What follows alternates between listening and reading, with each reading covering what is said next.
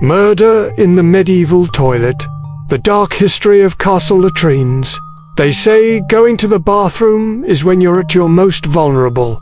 And in the Middle Ages, that wasn't just a metaphor. It was a death sentence waiting to happen. In today's dive into strange but true history, we'll explore how the humble medieval toilet, a garderobe, became one of the most dangerous places in the castle. A place where nobles, dukes, and even kings were assassinated. From below, what was a castle toilet? Forget modern plumbing. Medieval castles didn't have ceramic seats or flush handles. Instead, they used a small stone room called a garderobe, built into the outer wall of the castle. There was a hole in a wooden or stone bench, and beneath it, a vertical shaft. Whatever exited your body dropped straight down into a cesspit, a moat, or sometimes a ditch at the base of the wall. And yes, it was open to the elements. No pipes, no barriers, no shame. Some garderobes even emptied into castle gardens. Others were positioned high above public roads. It wasn't uncommon for people walking below to suddenly be hit by falling waste. And sanitation, that was someone else's problem. But what made these primitive toilets truly terrifying was how they could be used in reverse.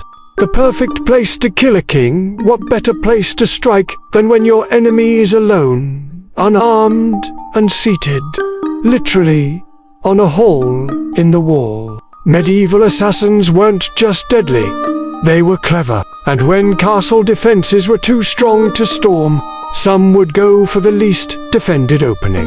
The toilet shaft, hidden beneath layers of waste. They waited silently, cloaked in filth and shadow, and when the moment was right, they struck from below. This wasn't just legend. There are real, recorded cases of nobles being assassinated this way. King Edmund II. Death on the throne. Let's start with one of the most infamous examples. King Edmund Ironside of England. In the year 1016, England was at war with the invading Danes.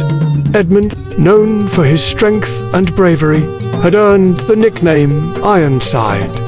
But his end didn't come on the battlefield. According to historical accounts, particularly the medieval chronicler Henry of Huntingdon, King Edmund was murdered in one of the most shocking ways imaginable. While relieving himself in a private latrine at Oxford, an assassin who had hidden in the pit beneath the seat thrust a dagger upward, stabbing him from below and killing him instantly. Whether this tale is literal or symbolic remains debated, but one thing is certain. The story was believed widely at the time, and it spread like wildfire, because it captured the most chilling idea. Even the mightiest king could be killed during his most private moment. Duke Godfrey IV, another victim of the pit, and Edmund wasn't the only one. In 1076, Duke Godfrey IV of Lower Lorraine, known as Godfrey the Hunchback, met a similar fate. He had made powerful enemies within the Holy Roman Empire, and one day, while seated alone in his castle, an assassin took advantage of the open shaft and attacked him from beneath. Historical sources confirm Godfrey died on the toilet. It sounds absurd, even comical, but in the political chaos of 11th century Europe, toilet assassination was a real and terrifying threat. Toilets, the castle's hidden weakness. So why were toilets so vulnerable? Because they were external structures. The shafts ran vertically, usually down the side of the castle wall. Guards didn't patrol them. There were no grates or screens. It was the perfect blind spot, and unlike the front gate or royal chamber, no one expected danger to rise from the waste pit. For an assassin willing to risk disease, filth, and days of waiting in silence, it was the perfect entry point. It also served as psychological warfare. Killing a noble in such a humiliating way sent a brutal message. Even your most private moments aren't safe from us. The aftermath. How castles changed these events weren't just footnotes in history.